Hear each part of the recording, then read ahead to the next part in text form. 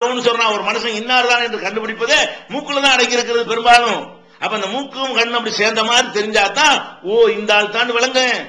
அதை போய் மறைக்கக்கூடிய வகையில் இந்த காரியம் நடக்கிறது. இது முஸ்லீம்களுக்கு தனியா சொல்லக்கூடிய ஒரு விஷயம். இது கண்டிப்பா நீங்க விளைவுகளை வழங்காமல் இருக்கிறீர்கள். நாட்டில் என்ன நடந்து கொண்டிருக்கிறது என்பதை பார்க்காமல் இருக்கிறீர்கள். வீட்டில் உட்கார்ந்துட்டு ரொம்ப நம்ம புள்ள அடக்கமா இருக்குது என்று நீங்கள் நினைத்துக் கொண்டிருக்கிறீர்கள். இது ஆபத்தான பாதைக்கு நீங்கள் வழிவகுத்து தள்ளி கொண்டிருக்கிறீர்கள். இஸ்லாம் சொல்லாத ஒரு சித்தாந்தத்தை அவர்கள் மீது திணித்துக் கொண்டிருக்கிறீர்கள் என்பதை நீங்கள் புரிந்து கொள்ள வேண்டும். விஷயத்துக்கு வருவோம். இப்ப ஆண் பெண்ணை பொறுத்த வரைக்கும் ஆண்கள் பெண்கள் எப்படி ஆடை அணிய வேண்டும்? அவங்களுடைய கை தெரியலாம், முகம் தெரியலாம், மற்றதை அந்நியவர்களுக்கு மத்தியில் மறைக்கணும். அந்நியர்னா முஸ்லிம் அல்லாதவர் அர்த்தம் கிடையாது. அந்நியருடைய பொருள் உன்னுடைய கணவனாகவோ, உன்னுடைய அண்ணனாகவோ, உன்னுடைய தம்பியாகவோ, உன்னை பெற்ற தகப்பனாகவோ, உன்னுடைய பாட்டனாகவோ, உன்னுடைய மாமனாகவோ, உன்னுடைய சித்தப்பன் பெரியப்பனாகவோ இந்த மாதிரியான திருமணம் செய்யக்கூடாத உறவு இருக்குத. ஒரு பொம்பளை யார கல்யாணம் பண்ண கூடாதோ அந்த மாதிரியான உறவுகள் எல்லாம் உறவினர்கள் வந்துருவாங்க. யாரையெல்லாம் கல்யாணம் பண்ணக்கூடிய உறவா இருக்கிறாங்களோ அவங்க எல்லாம் அந்நியர் ஆயிடுறாங்க. அப்ப அந்நியர்களுக்கு மத்தியில தகப்பனுக்கு முன்னாடி கொஞ்சம் முன்ன பின்ன இருந்துக்க பரவாயில்ல, அண்ணனுக்கு முன்னாடி தம்பிக்கு முன்னாடி முன்ன பின்ன இருந்துக்க பரவாயில்ல. வேற ஒருத்தன் வந்து விட்டான்னு சொன்னா நீ என்ன செய்யணும்? முகம் கையை தவிர மற்றவர்களை காட்டக்கூடிய வகையில உங்களுடைய ஆடை இருக்கக்கூடாது. இது எவ்வளவு கண்ணியமா இருக்கு. இந்த மாதிரி போனால் ஒரு போக பொருள் என்று பார்க்க முடியுமா?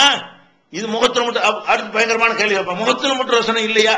அட இருக்குதுடா, அது வாழ்க்கை அவசியத்துக்கு தேவைங்கிறதுக்கு விட்டுறோம். அதை விட கேடு வந்துருது இல்ல. முகத்தையும் மறைச்சிக்கிட்டோம்னா அதை விட கேடு வந்து விடுகிறது என்பதற்காக அதை அனுமதிக்கிறோம். அந்த மாதிரியான ஒரு எச்சரிக்கை உணர்வோட இஸ்லாம் என்ன பண்ணுகிறது? இதை செய்யுங்க என்று சொல்லுகிறது. மற்றது போத்தி ஆடை அணிந்து அதுக்கான கருப்பு போக்கு புர்கானி இஸ்லாம் சொல்லல. உடம்பு வந்து மறைக்கக்கூடிய விலை எந்த ஆடை வேணாலும் போட்டுக்க. ஆனா கொஞ்சம் லூசா இருக்கும், டைட்டா இருக்கக்கூடாது, அணிஞ்சு அணியாம இருக்கக்கூடாது, மெல்லிசா இருக்கக்கூடாது. மெல்லி ஆடை போட்டுங்கிற பேருக்கு போட்டுக்கிட்டு உள்ளதெல்லாம் தெரியக்கூடிய வகையில் இருக்குமே, ஆனால் அதுக்கு பேர் ஆடை கிடையாது. அல்ல இறுக்கி பிடிக்கக்கூடிய வகையில் ஆடை அணிந்தால் அப்பவும் இதே மாதிரி நீங்க போக பொருளாயிருவீங்க. பெண்கள் விளங்கிக் கொள்ளணும்.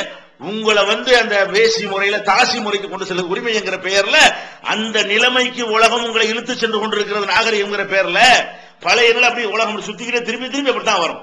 அந்த நிலைமைக்கு நீங்க அவங்க கட்டாயப்படுத்தி செஞ்சதை விரும்பி உங்களை செய்யற அளவுக்கு ஆக்கி கொண்டிருக்கிறார்கள். அதுக்கு ஏற்றவாறு மீடியாக்கள் மூலமாக அந்த மாதிரி நிறைய இது காசுக்காக எதையும் செய்யக்கூடியவர்களை காட்டி அது மாதிரி உங்களை ஆக்க பாக்குறாங்க. அவங்க எல்லாம் இதுல எதுக்கு அப்படி காட்டுறாங்க? அவங்களுக்கு காசு. ஒரு ஆட்டத்தை போட்டா 1 கோடி ரூபாய், 5 லட்சம் ரூபாய், 10 லட்சம் ரூபாய் காசு. அதுக்காக வேண்டி அவர்கள் காட்டுவதை நீங்கள் தொழிலுக்காக வேண்டி நான் எந்த அளவுக்கு தயார்னு காட்டக்கூடியவங்களை கொண்டாந்து காட்டி அவளுக்கு ஒரு ஆதாயத்துக்கு செய்யறான். நீ அதை செய்ய போறியா? உனக்கு அதுல ஆசை வருது, மூலச்செலவு அப்படிதான் செய்யறான், அப்படி செய்யறான், அப்படி காட்டி அந்த மாதிரி நம்ம செஞ்சா என்ன? அவ அர்த்தத்தோட செய்யறான். அவளே சினிமாவில் ஆடக்கூடியவளை வெளியே வரும்போது ஒழுங்க வர்றாளா இல்லையா?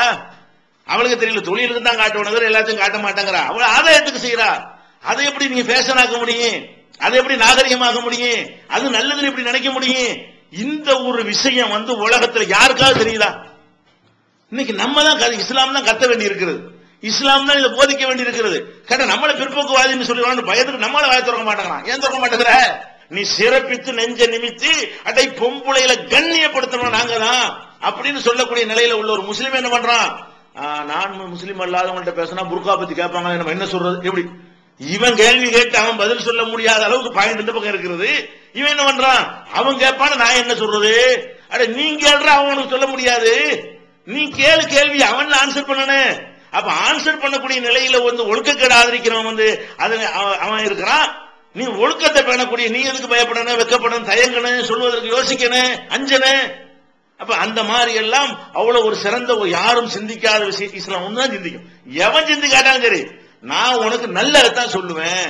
ஊரே உலகமே சேர்ந்து வேற மாதிரி சொன்னாலும் சரி, நான் ஆம்பளைக்கு இது ஆம்பளைக்கு நல்லது, பெண்களுக்கு நல்லது.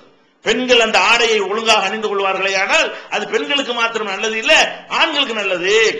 ஒரு தொலைக்காட்சி நிகழ்ச்சியில கூட ஒரு விவாதத்துல பல்கலைக்கழகத்தினுடைய ஒரு வேந்தர் சொல்றாரு, இந்த ஆடை கட்டுப்பாட்டை சட்டமாக கொண்டு வந்த பிறகுதான் ஆண்கள் மாணவர்களுடைய தேர்ச்சி சதவீதம் 25% கூடி இருக்குது. ரிசல்ட் தெரியுதுல. எது அறிவு ஜீவிதனம்? இந்த மாதிரியான ஆடை தான் அணியணும்னு சில கண்ட்ரோல் போட்டு, டைட் ஜீன்ஸ் அணியக்கூடாது, ஈர்க்கிற மாதிரி அணியக்கூடாது என்றெல்லாம் சில கட்டுப்பாடுகளை போட்ட பிறகுதான் இவன் வந்து பொம்பளைகளை பார்க்காம புஸ்தகத்தை பார்த்தான், நிறைய படிச்சான், படிப்புல கவனம் செலுத்தினா 25% ஆண்களுடைய தேர்ச்சி வீதம் கூடியதுன்னு சொல்லி ஒரு பல்கலைக்கழகத்துடைய துணைவேந்தர் அனுபவிச்சு விட்டு இதை சொல்றாரு. இது அறிவு ஜீவித்தனம். அவர் அறிவாளி, சிந்திச்சு பார்த்து என்ன செய்யறாரு, அதை வந்து ஒரு தொலைக்காட்சி விவாதத்துல தெல்ல தெளிவா புட்டு வைக்கிறாரு. அப்ப இந்த ஒரு விஷயத்தை உலகம் வழங்குதா? இன்னைக்கு தான் பட்டிமன்றமே நடக்குது. விளைவுகள்லாம் பார்த்த பிறகு எது எப்ப யூடிசிங் நடந்து அது நடந்து இது நடந்து பொம்பளை என்றாலேயே ஆம்பளைகள் வந்து ரசிக்கிறதுக்குரிய வேண்டும் ஆன பிறகு இப்பதான் லேசா பொறி தட்டி இதை வந்து ஒரு விவாத பொருளாக ஆக்கி கொண்டிருக்கிற காலம் இன்னைக்கு பார்க்கிறோம். இது 1400 வருஷத்துக்கு முன்னாடியே விவாதமா ஜட்ஜ்மெண்ட் அடிச்சுட்டு போயிருச்சு இஸ்லாம். 1400 வருஷம் முன்னாடி ஒத்த தீர்ப்புல ஒத்த வரையில தீர்ப்பு எழுதி விட்டு போன பார்க்கிறோம். அப்ப இது வழங்கணுமா இல்லையா? அதே மாதிரி வந்து இது ஒரு மேட்ரு. அடுத்து என்ன, ட்ரெஸ் விஷயத்தில் சொல்லியாச்சா? அடுத்து என்ன, பெண்களை பொறுத்த வரைக்கும் அவங்களுடைய உடல் அமைப்பு எப்படி இருக்கக்கூடியதாக இருக்கிறதோ அவங்களுடைய குரல் கூட இருக்கக்கூடியதாக இருக்கிறது. அதுக்கான ஊம வேஷம் போடணும் இஸ்லாம் சொல்லவில்லை. அந்த குரலை பயன்படுத்த எப்படி உடலை பயன்படுத்துவதற்கு வேறுபாடு காட்டுறீங்களா இல்லையா? புருஷனோட இருக்கிற மாதிரியான உடலை காட்டுற மாதிரியா அந்நியர்கள் மத்தியில காட்டுறீங்க, வேறுபடுத்துறீங்க. உங்கள்ட்ட அழகான உடல் அமைப்பு இருந்தால் கூட அதை என்ன பண்றீங்க, கணவனுக்கு இதைத்தான் காட்டணும், அண்ணன் தம்பிக்கு மத்தியில் இப்படி இருந்துக்கிறணும், வெளியில உள்ளவர்கள் இவ்வளவுதான் காட்டணுங்கிற வேறுபாடை வழங்கி வச்சிருக்கிறீங்களா? அந்த மாதிரி அந்த குரலையும் நீங்க வேறுபாட்டை உண்டாக்கணும். குலைந்து பேசக்கூடாது. பேசலாம், என்ன பேசக்கூடாது, ஒரு மாதிரியா இழுத்து அந்த பேச்சிலேயே ஆம்பளைய வந்து வீழ்த்துற மாதிரியாக, அவன் நல்லவனா இருந்தா கூட அவனை கெடுக்கிற மாதிரியாக எல்லாம் அந்த குரலுக்கு ஒரு தனித்தன்மை இருக்கிறது. அந்த மாதிரியாக பயன்படுத்தி குலைந்து பேசாதீங்க. இது பொம்பளைக்கு வந்து அடிமைத்தனமா நல்லதா? நீ குழஞ்சி பேசுனீங்கன்னா என்ன அர்த்தம், நான் எதுக்கும் தயார்னு அர்த்தம், அதுக்கு டிக்ளேர் பண்றேன்னு அர்த்தம். இந்த சாக்லேட் கொடுத்தோம் ஒரு பொம்பளை ஓடி போற மாதிரி விளம்பரத்துல காட்டுறான, நானும் அந்த கேஸ் தான் அதுக்கு அர்த்தமாகுது.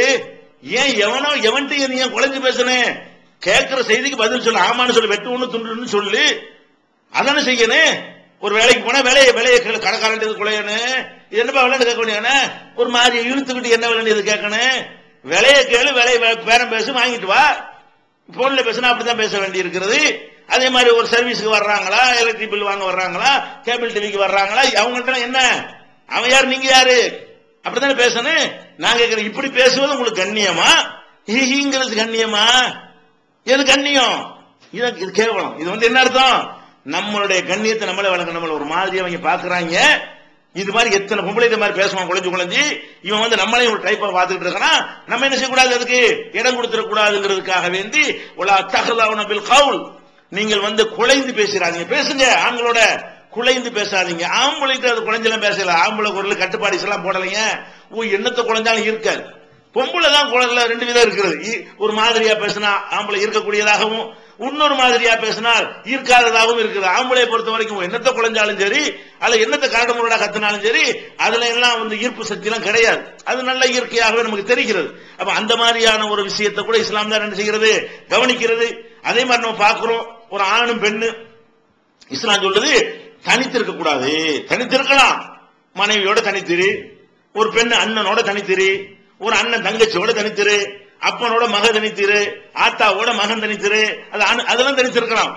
அதாவது தனித்திருக்க கூடாத அவன் யார் நான் யாருங்கிற இடத்துல எல்லாம் நம்ம என்ன செய்யணும், தனித்து இருக்கக்கூடாது. ஒரு ஆணோடு ஒரு பெண்ணு மட்டும் தனித்து இருந்தால், நீங்கள் எவ்வளவு நல்லவர்களாக இருந்தாலும் சரி, அவள் எவ்வளவு நல்லவளாக இருந்தாலும் சரி, இந்த தனித்து இருக்கக்கூடிய அந்த சந்தர்ப்பம் சைத்தானால் தூண்டிவிடப்படும். நபிகள் நாயகம் சொல்லுகிறார்கள், எந்த ஒரு ஆணும் எந்த ஒரு பெண்ணோடும் தன்னந்தனியாக இருக்கக்கூடாது. இருந்தால் அங்கே மூன்றாவதாக சைத்தான் இருப்பான்.